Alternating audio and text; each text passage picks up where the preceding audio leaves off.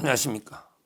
이번에는 이제 그 법조 신문에 중요한 이제 그 실론 칼럼이 실려 가지고요 하나 이제 그 소개하고자 합니다. 저희가 이제 제가 변호사다 보니까 상당히 그 재판이나 수사 상황 또는 이제 그 법조계 이슈들 이걸 상세하게 좀 깊이 있게 정확하게 그 분석해서 방송하는 걸 많이 합니다. 그러다 보니까 이제 여러 가지 이제 칼럼도 소개하게 되는데 이 법조 신문이 실론을 쓴 아주 이제 요즘 큰 이슈가 됐던 이런 이제 칼럼이 있어서 인터넷으로 네이버에 검색해서 읽어볼 수가 있거든요. 한번 이제 일독을 권하고 제가 이제 핵심을 요약해드리고 그다음에 제 나름대로 대책을 한번 말씀드리겠습니다.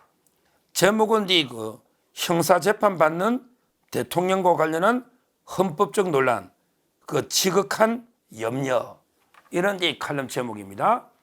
형사 재판 받는 대통령과 관련한 헌법적 논란. 대통령이 됐는데 재판을 받아버리면 어떡하느냐. 이거 보니까 이게 이재명이가 떠오르죠. 이재명이가 재판 중에 있는데 재판을 침대 재판으로 질질 끌다 보면 그러면 이게 대통령이 돼버리면 그러면 이게 재판 어떡하느냐. 이런 이제 지극한 염려, 엄청나게 논란이 있다. 이게 이제 큰 문제다. 이런 이제 칼럼인데 여러 견해들을 아주 이제 잘 소개했고 했기 때문에 이제 이 칼럼을 소개하고 그다음에 제 생각과 그러면 이게 어떻게 이걸 막느냐 대비책 이런 걸 이렇게 쭉 말씀드리고자 합니다. 칼럼을 쓰신 분은 이제 손용근 뿌리 근자 손용근 변호사님인데 이분은 이제 아주 유명한 변호사입니다. 아주 유명한 변호사예요. 법무법인 동인에 돼 있는데 한양대 로스쿨의 석좌 교수입니다. 이분이 법원장을 다 하고 사법연수원 원장까지 한 엄청나게 법조계에 존경받는 유명한 법조인입니다. 이분이 이런 데 칼럼을 쓰신 거예요. 얼마나 이게 걱정이 되면 결국 이제 이재명이가 계속 재판을 질질 끌어서 대통령이 돼버렸다. 그러면 이제 우리 형사 헌법의 84조에 보면 헌법에 보면 대통령은 내란이나 외환죄를 범하지 않으면 재직 중에는 이제 소출을 안 당하는데 그러면 이게 소출하는 게 보통은 이제 기소를 말하잖아요.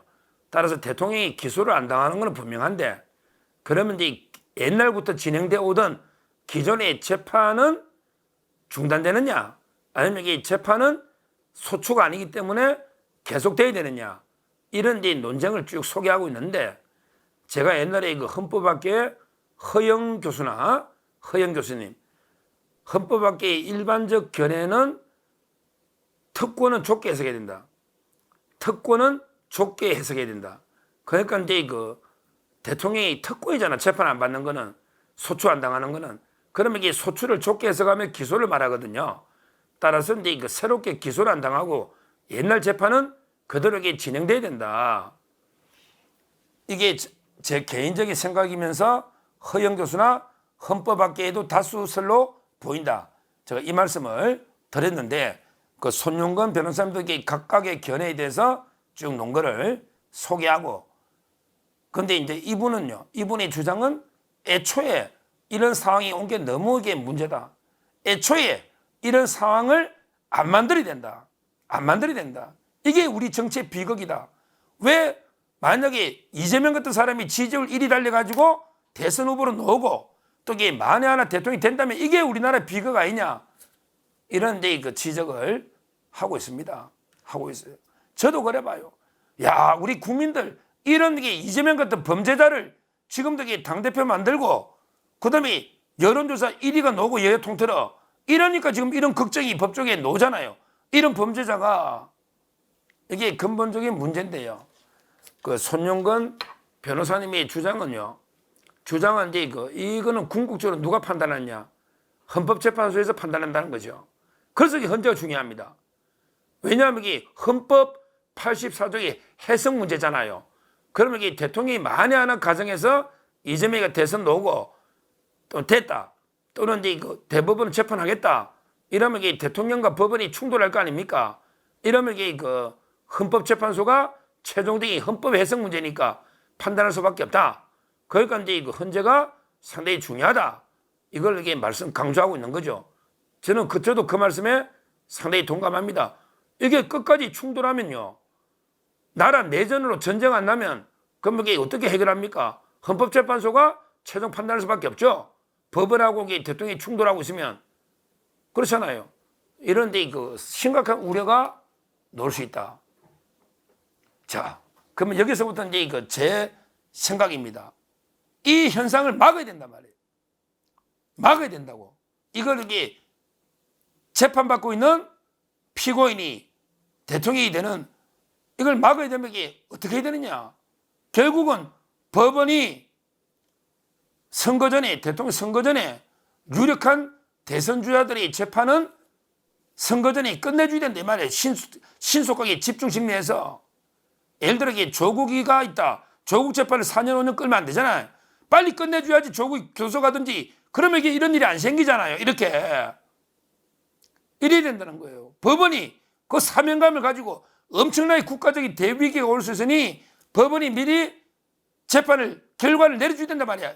아니 그냥 클리어하게 뭐 이재명이를 무죄로 클리어하게 해주든지 아니면 그냥 아예 못 녹게 막든지 결론을 내려준다. 결론을 뭐 저는 당연히 유죄가 놓여야 된다 보지만 그러기 위해서는 저는 어떻게 하느냐. 제가 조율이 대법원에 제안하는 거는요, 두 가지 신속하게 두 가지를 저는 제안하고 싶어요. 하나는 이제 바로 집중심리. 이 법에 있잖아, 집중심리. 좀 이게 이재명 이제 앞으로도 줄줄이 또 기소될 거 아닙니까? 이번에 그 쌍방울 대북 송금도 8월 27일부터 하고, 그 다음에 또 버카하고 쪼개기 후원 기소되잖아요. 기소되면 좀 집중심리 하세요. 다른 판사한테 다른 사건을 맡기지 말고, 당신은 목숨 걸고 일주일에 몇 번 해서 이 사건을 6개월이면 6개월, 4개월, 4개월 안에 끝내시오. 이렇게 집중심리로 좀 배려를 해야 된다. 다른 사건 맡기지만, 그건 할 수 있잖아, 법원장이, 대법원장이. 그건 다 그래 해왔잖아, 이제까지요. 집중심리. 이걸 이렇게 첫째 제가 제안하고요. 그 다음에 두 번째 중요한 게 바로 재판을 쪼개야 됩니다. 재판 쪼개는 거 합치다 쪼갰다 합치다 쪼갰다 이거 흔히 있는 일이잖아요. 이재명이 계속 합치달라 했는데 법원이 안 합쳐줬잖아요. 쪼개는 거 왜? 영장 청구의 필요에 의해서 합치다. 뭐 저는 그 합친 걸 비판하지만 예를 들어 영장을 확실하게 발부하달라고 합쳤다. 뭐 대장동, 위례, FC 뭐 다 합쳤다. 백현동 이런 식으로 위정교사는 합쳤다. 근데 심리할 때는 꼭 합칠 필요 없잖아요.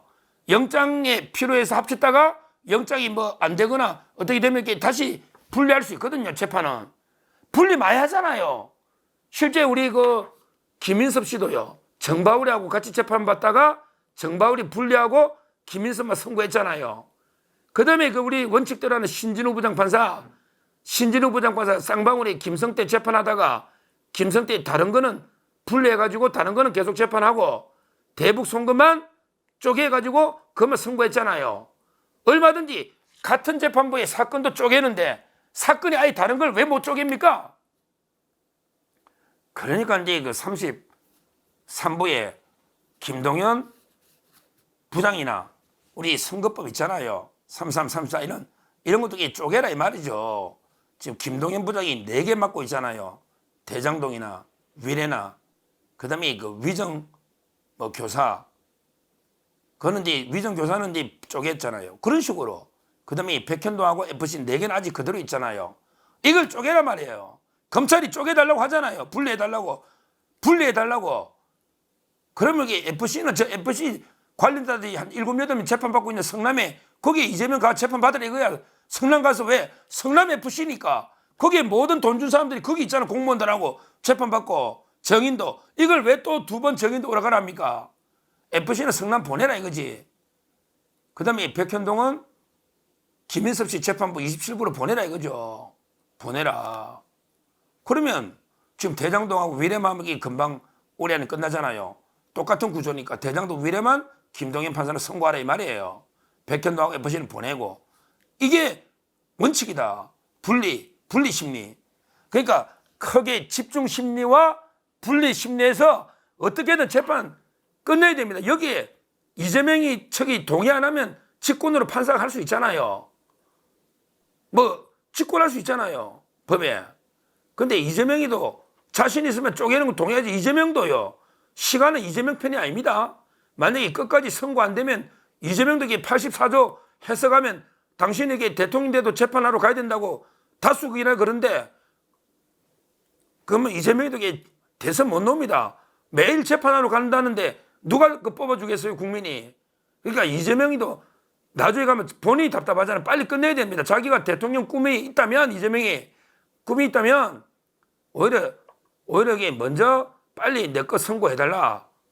그래서 이게 오히려 내가 분리해서 쪼개서 심리하는데 동의를 해야 됩니다.